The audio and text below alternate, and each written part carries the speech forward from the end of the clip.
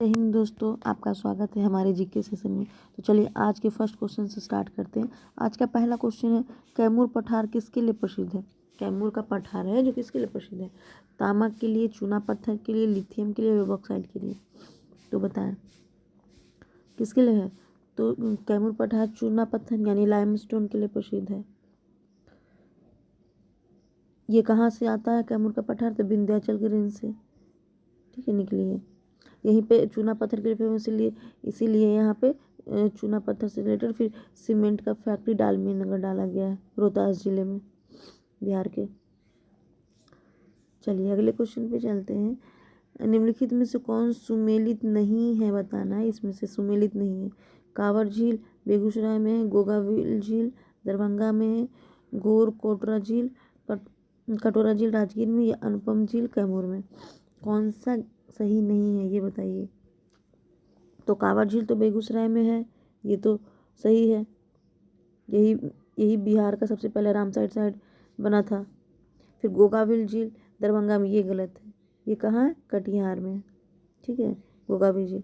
और घोर कटोरा झील राजगीर में, ये सही है। अनुपम झील कैमूर में, ये सही है। तो इसका है गोगाविल झील कटिहार में है, ये गलत है कि कटिहार में, दरभंगा में नहीं, कटिहार में। अगले क्वेश्चन पे चलते हैं। राष्ट्रीय जनगणना आयोग के अनुसार 2023 में भारत की कुल जनसंख्या बिहार के हिस्सा का कितना परसेंट है? यानी कि भारत का कितना प्रतिशत है बिहार का जनसंख्या? 2023 के अनुसार बताना है कितना है। तो बी होगा, 9.4% है। और 8.6% ना 2011 जनगणना के अनुसार है, ठीक है। अगले क्वेश्चन पे आते हैं। अब मैच करना है, सुमेलित करना है। तो यहाँ पे एक उद्योग दिया गया, नगर दिया गया। तो उद्योग और नगर बिहार के रिलेटेड आपको मैच करना। तो पेपर का उद्योग पूर्णिया में है, या सिगरेट का उद्योग दिलवारापुर में है, या प्लाईवुड का उद्योग हाजीपुर में? कौन सा सही है? तो देखिए इनमें से पेपर का उद्योग पूर्णिया में, ये नहीं है, ये गलत है। ये डालमिया नगर में, अभी मैंने बताया ना कि डालमिया नगर में सीमेंट जूट ये सब का। पूर्णिया में है ना, जूट का फैक्ट्री है, जूट। सिगरेट का दिलवारा नगर, ये सही है। दिलवारा नगर कहाँ पे है? रोहतास में, ये भी इम्पोर्टेंट है। और प्लाईवुड का हाजीपुर में। तो 2-3 सही है। तो ऑप्शन कौन सा होगा? ऑप्शन बी नंबर होगा। ओके, चलिए अगले क्वेश्चन पे आते हैं। 5th नंबर क्वेश्चन आज का। राजगीर गिरियक पहाड़ी के क्षेत्र में कौन सा गलत है, बताना है। राजगीर की पहाड़ियाँ नालंदा जिले के दक्षिण छोर पर है। इसमें वैभवगिरी की ऊंचाई सबसे अधिक 380 मीटर है, और शांति स्तूप इसके दक्षिण में स्थित है। यह पहाड़ी के स्लेट और क्वार्ट्ज की प्रधानता है। अब बताएं तो कौन सा सही है।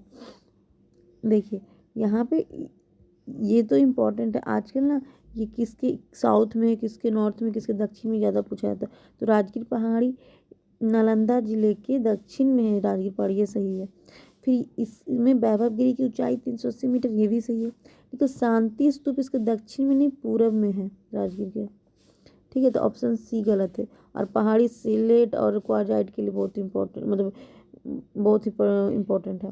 तो ये तो ए बी सी सही है, सी गलत है, ठीक है। चलिए अगले क्वेश्चन पे चलते हैं। निम्नलिखित में से किस में कार्बोहाइड्रेट मिलता है? किस में? गेहूं में, जौ में, चावल में, ये सब में? तो सब में होगा। गेहूं में मिलता है, जौ में मिलता है, चावल में मिलता है। ऐसे इनमें से पूछेगा किस में है, तो चावल में सबसे ज़्यादा कार्बोहाइड्रेट मिलता है।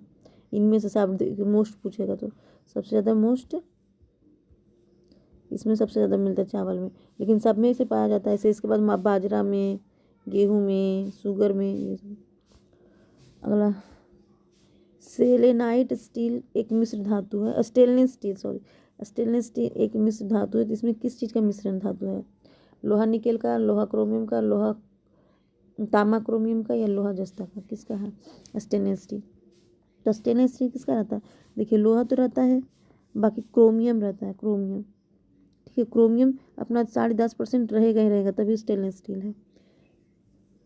और ये जंगरोधी रहता है, जंगरोधी होता है रस्टलेस। तो ऑप्शन सी होगा।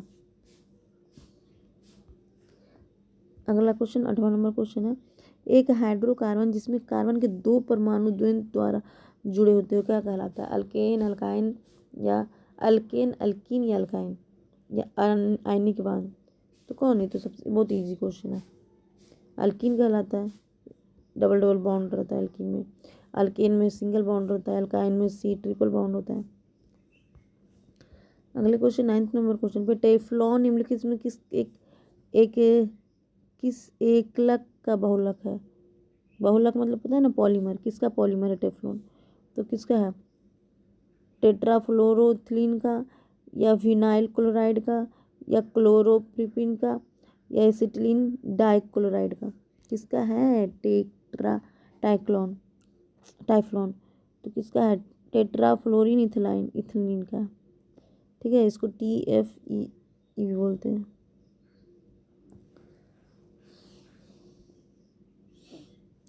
चलिए अगले क्वेश्चन पे चलते हैं। 1972 में शुरू किया गया विश्व में सुपरिचारित वाणिज्य जीव अभियान निम्नलिखित में से कौन सा है? मतलब कि 1972 में जो स्टार्ट हुआ था, 1972 में स्टार्ट हुआ, ये इसमें से कौन सा हुआ? प्रोजेक्ट टाइगर हुआ, सिंह परियोजना हुआ, सुंदरबन परियोजना हुआ, या ऑल हुआ? तो देखिए ये तो सबसे बहुत फेमस है कि 1972 में प्रोजेक्ट टाइगर आया था।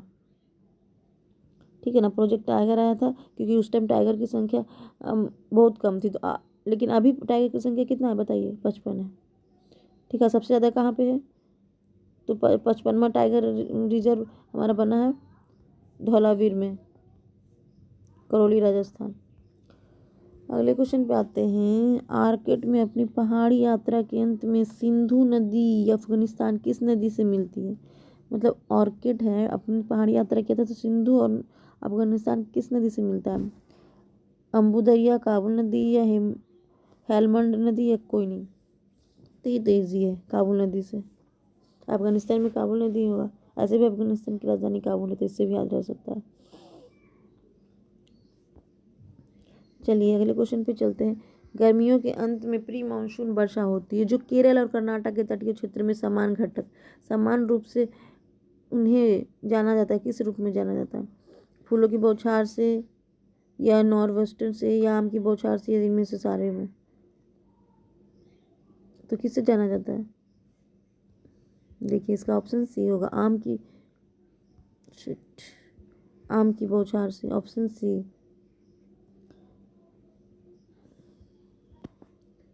और एक फैक्ट की और बात है, देखो बिहार में है ना, बिहार में एक हवा रोहना चलती है, ये ना आम पकने का संकेत देता है, ये यही हवा चलने लगता है। तो और चेरी ब्लॉसम भी इम्पोर्टेंट है।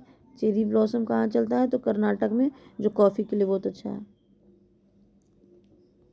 अगले क्वेश्चन पे आते हैं। बंगाल और बिहार में भूमि पर किराएदारों के अधिकार को बंगाल किराएदारी अधिनियम के द्वारा स्वीकार कर लिया गया। तो किस अधिनियम के तहत? 1868 में, 1881 से 1885 में, 1893 में, किस अधिनियम के तहत स्वीकार कर लिया गया था? तो ऑप्शन सी होगा, 1885 अधिनियम के द्वारा। ठीक है, इसी में जमींदारी उत्पीड़न खिलाफ किरदार रक्षा के लिए स्टार्ट हुआ था। यहीं पे मतलब जमींदारी से लड़ने के लिए ना एक उत्पीड़न स्टार्ट हो गया था। अगले क्वेश्चन पे आते हैं। इनमें से किसने सर्वप्रथम व्यापक पैमाने पर स्वर्ण मुद्रा यानी गोल्ड का कॉइन का प्रचलन किया था? पुष्यमित्र शुंग ने, मीनांडर ने, या भीम खडफिशिस ने, गौतम सातकर्णी ने? किसने स्टार्ट किया था? तो कौन करेगा? इनमें से सबसे पहले भीम खडफिशिस ने आया था, ये कुषाण वंश से था, तो इसने सबसे पहले स्वर्ण मुद्रा स्टार्ट किया था। चलिए अगला क्वेश्चन है हमारा 24 नंबर में। निम्नलिखित घटनाक्रम को सजाएं, कौन घटनाक्रम पहले हुआ है? देखिए इस तरह का क्वेश्चन बहुत ही इंपॉर्टेंट हो गया PCS एग्जाम में। सारे PCS एग्जाम में पूछने जाने लगा है कि कौन घटनाक्रम पहले कब हुआ। तो सबका डेट या मतलब कि डेट नहीं, मतलब कम कम से सबका वर्ष याद रखना जरूरी है। देखिए दांडी मार्च, साइमन कमीशन का आगमन, या गांधी समझौता, कौन पहले हुआ? ये तो सबको पता है कि सबसे पहले कौन हुआ? साइमन कमीशन का आगमन हुआ। साइमन कमीशन का आगमन कब हुआ? फरवरी 1928 में हुआ। दांडी मार्च कब हुआ? 12 मार्च से स्टार्ट हुआ 1930 में। इसी के बाद फिर गांधी इरविन समझौता 1931 में होता है, 5 मार्च 1931 में। ओके, तो कौन सा ऑप्शन होगा? ऑप्शन ए होगा 213। चलिए आज का नेक्स्ट क्वेश्चन 25वां और लास्ट क्वेश्चन है। इनमें से किस शासक को पराजित करने के बाद पुलकेशिन द्वितीय ने परमेश्वर की उपाधि, किसको हराने के बाद? ये तो दंती दुर्ग या प्रांतक द्वितीय, हर्षवर्धन या महेंद्र वर्मन। तो ये तो बहुत ही फेमस है कि पुलकेशिन द्वितीय और हर्षवर्धन के बीच में बहुत लड़ाई हुआ था। तो ऑप्शन सी होगा, हर्षवर्धन के को हराने के बाद परमेश्वर की उपाधि लिया था। और देखिए हर्षवर्धन कब था? तो ये 1618 AD में हुआ था। कहाँ पे हुआ था? तो नर्मदा नदी के तट पे हुआ था। ये इंपॉर्टेंट भी पूछता। और हर्ष कहाँ पे रहता था? देखिए हर्ष का यहाँ, जैसे ये इंडिया का मैप है, ये इंडिया का मैप है, तो हर्षवर्धन यहाँ पे था, पुलकेशिन द्वितीय यहाँ पे, चालुक्य वंश से। तो दोनों में हुआ था मुठभेड़, यही नर्मदा नदी के तट पे हुआ था। इसके बाद वर्धन के बाद वर्धन वंश जब समाप्ति लगभग हो गया। ओके फ्रेंड्स, तो आपका आज का सेशन आपको कैसा लगा प्लीज़ कमेंट करिए और कुछ फीडबैक दीजिए। मिलते हैं नेक्स्ट वीडियो के साथ इसी तरह से कुछ अच्छे क्वेश्चनों के साथ। तब तक के लिए गुड बाय, शुभ दिन हो।